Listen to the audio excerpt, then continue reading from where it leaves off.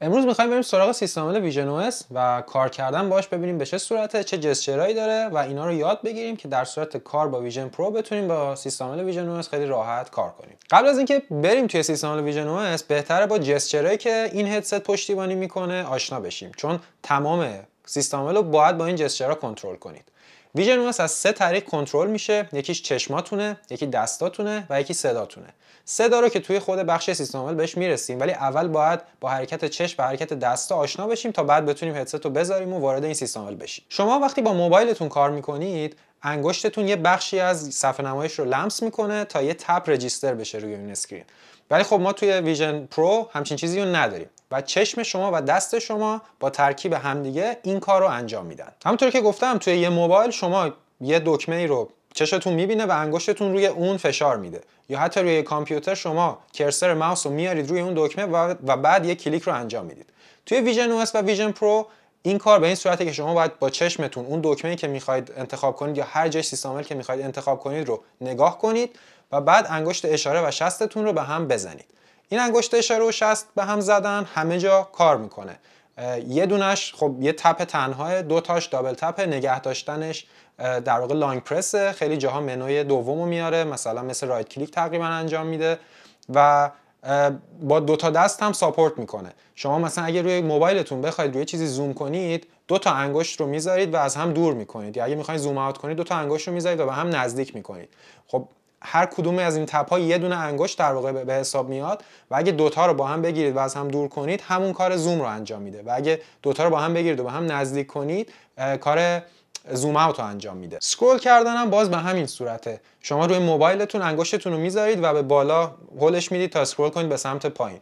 خب توی ویژن پرو هم گفتیم که گذاشتن انگشت روی صفحه در واقع نگاه کردن و زدن این دوتا انگشتتون به هم دیگه است و وقتی بعد این کار میکنید میتونید انگشتتون رو بدید به سمت بالا تا اسکرول به سمت بالا انجام بشه، یا از بالا به سمت پایین بکشید تا اسکرول به اون سمت براتون انجام بشه. این جسچر بیسیک ویژن پروه که شما باید باش آشنا بشید. همینجوری که گفتم اگه این تپه رو مثل فشار دادن هر بخش صفحه نمایش موبایلتون در نظر بگیرید، بعد دیگه براتون منطقی میشه و خیلی راحت میتونید از این جسچرها استفاده کنید، چه زوم کنید، چه اسکرول کنید، یا چه تپ کنید، چه لانگ پرس کنید، چه دابل تپ کنید. همه اینا خیلی راحت براتون منطقی میشه و میتونید از سیستم عامل استفاده کنید. ویژن پرو به جز جسچرها دو تا دکمه هم داره که خیلی جاهای سیستم عامل به کارتون میاد این استفاده ازش.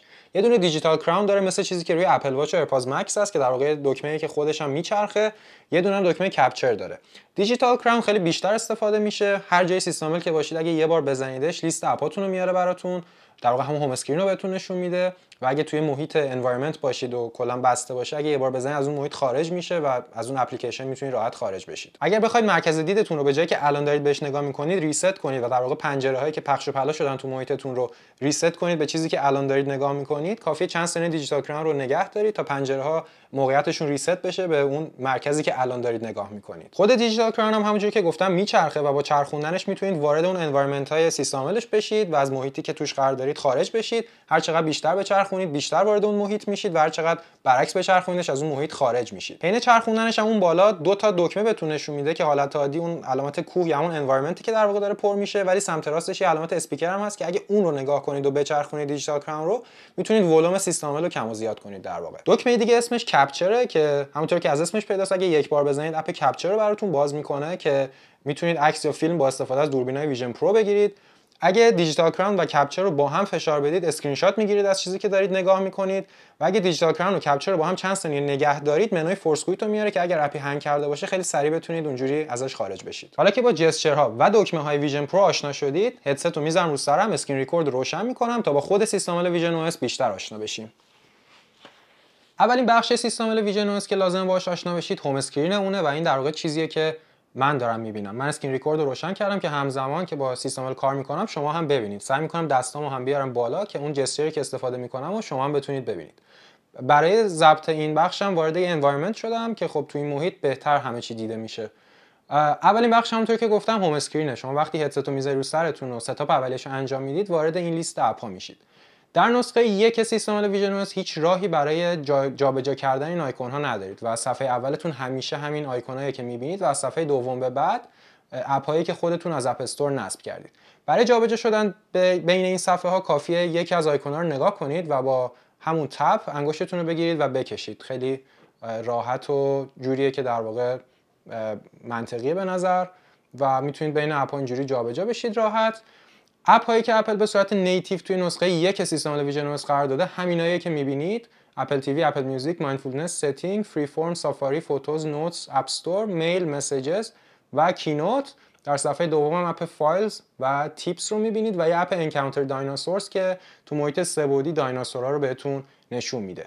اپ هایی که برای ویژن OS کامپتیبل نشدن هنوز و نیتیو نیستن و در واقع نسخه آیفون یا آیپدن توی این فولدر کامپتیبل اپس قرار میگیرن. برای باز کردن این فولدر کامپتیبل اپس هم کافیه نگاش کنید، انگشتتون رو با هم تپ کنید و فولدر کامپتیبل اپس براتون باز میشه. همونطوری که میبینید که خیلی از اپ های خود اپل هنوز برای ویژن OS نیتیو نیستن و در واقع نسخه آیپدشونه که اینجا اجرا میشن، مثل اپل مپس، مثل هوم، شورتکات، استاکس، وایس مموز، ریمایندرز، پادکست، کلندر، بوکس و باز شدنشون هم اگه بخوام بهتون نشون بدم چه جوریه، مثلا من اپل نیوز رو باز میکنم، کافیه بهش نگاه کنم، انگشتامو تپ کنم و اپ براتون باز میشه تو محیطتون و میبینید که این اپ نسخه آیپد. بالا سمت راستش اگه نگاه کنید میتونید در حالت پورتریت و لندسکیپ حتی جابجاش کنید و در واقع این اپیه که برای ویژن OS نیست، برای آیپد و احتمالاً تو نسخه‌های بعدی اپل این اپ‌ها رو برای ویژن OS هم توسعه بده. همونطور که گفتم ترتیب اپ‌ها رو نمیتونید تغییر بدید. تنها کاری که میتونید با اینا بکنید که اپ‌ها رو اگه نخواستید پاک کنید. مثلا من الان اکسل رو اگه بخوام پاک کنم کافی نگاهش کنم، روش لانگ پرس کنم که لانگ پرس همونطوری که تو بخش جسچر توضیح دادم اینه که انگشتاتون رو به هم تپ کنید و نگه دارید چند ثانیه و اون حالت رایت کلیک روش اجرا میشه و دکمه ریموو اپ رو برای ما میاره که میتونیم اپ رو اگه خواستیم پاک بکنیم. اما هوم اسکرین ویژن OS بخش دیگه هم داره که کافیه سمت چپتون رو نگاه کنید. همونطور که میبینید ما الان تو بخش اپس بودیم، یه بخش پیپل داریم و یه بخش انوایرمنتس. بخش پیپل در واقع همون تماس‌های اخیرتون برای فیس تایم رو میاره که خب کانتکتاتونه، کسایی که اخیراً باشون فیس تایم داشتید، یا میتونید دکمه ادو بزنید و یکی از کانتکت دیگه‌تون انتخاب کنید تا تماس فیس تایم بگیرید. اما بخش سومش حالت انوایرمنتس که ما وارد اون بخش میشیم. این حالت‌های وی آریه که میتونید توشون قرار بگیرید، مثل اینی که الان من هستم گزینه اوله، میتونید بینشون جابجا بشید. مثلا یوسمیتی رو انتخاب کنید، وارد اینجا میشید که پای کوههای یوسمیتیه، یا میتونید برید مثلا ماونت هود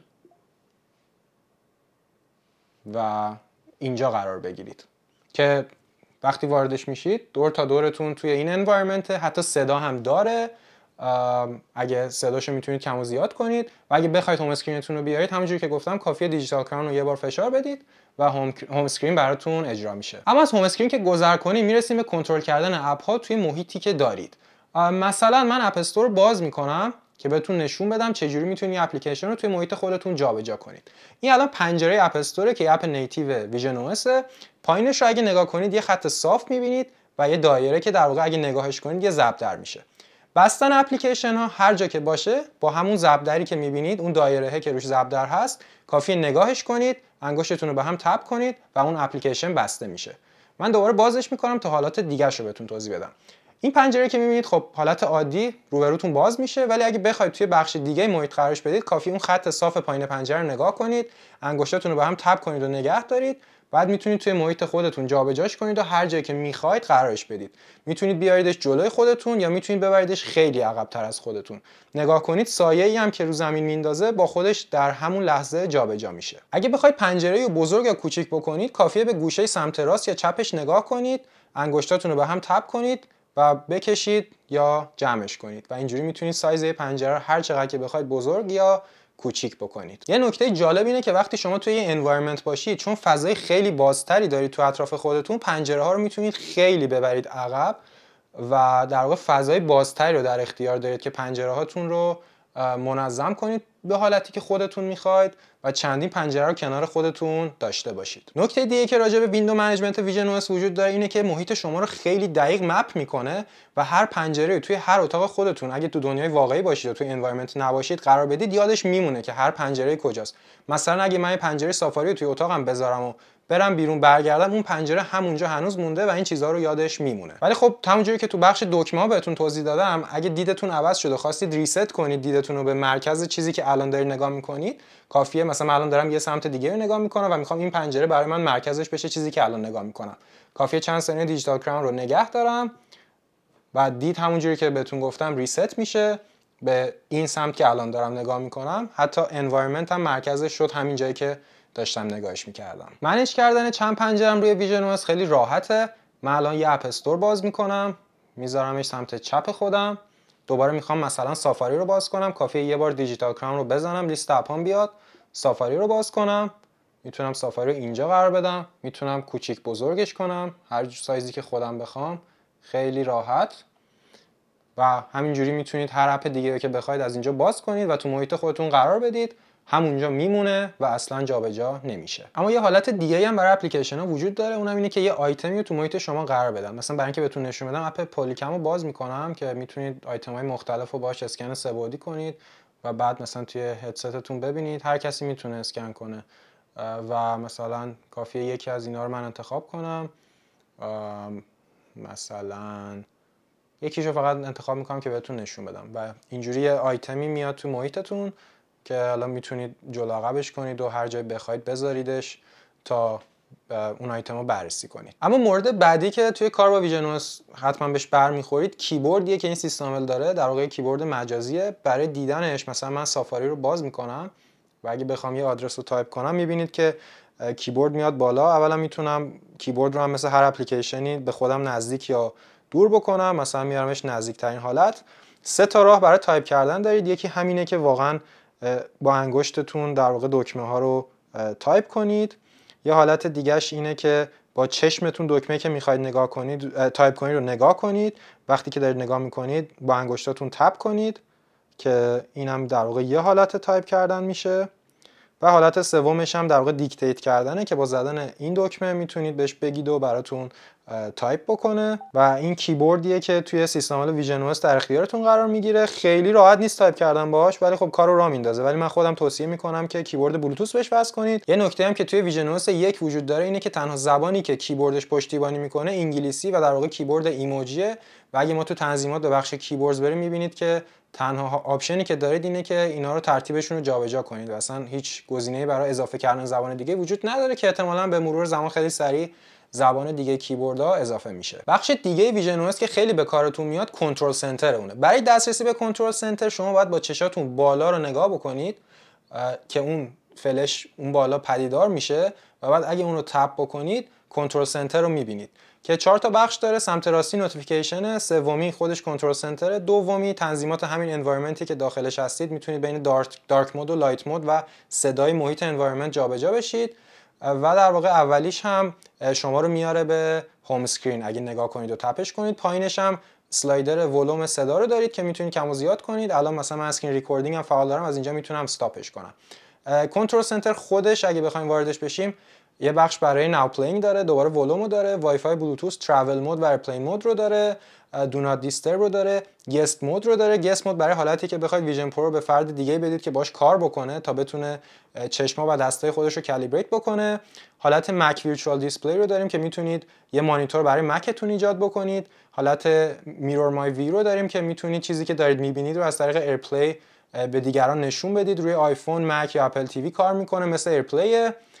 اسکرین ریکوردینگ رو در واقع داریم که میتونید اسکرین ریکوردینگ رو شروع کنید. الان ما توی اسکرین ریکوردینگ هستیم. و اسپاتلایت سرچ برای سرچ کردن توی سیستم عامل و این کنترل سنتر ویژن OS. خیلی سخته دسترسی بهش، این که باید بالا رو نگاه کنید یه ذره سخته، ولی خب ساعت رو اینجا بهتون نشون میده، تاریخ، وای فای و درصد باتری و همه اینا رو توی کنترل سنترش میتونید بهش دسترسی داشته باشید. یه نکته دیگه هم که استفاده از اپ های ویژن پرو داره اینه که شما اگه اپی رو باز کنید و خیلی به خودتون نزدیکش بکنید میتونید مثل یه آیپد باش کار بکنید. مثلا الان من ستینگز رو خیلی آوردم نزدیک خودم و اگه روی هر کدوم از اینا بزنم انگار دارم روش تپ میکنم و انگار یه آیپد جلومه و قشنگ میتونم انتخاب کنم، اسکرول کنم با انگشت خودم وقتی خیلی نزدیک بهم.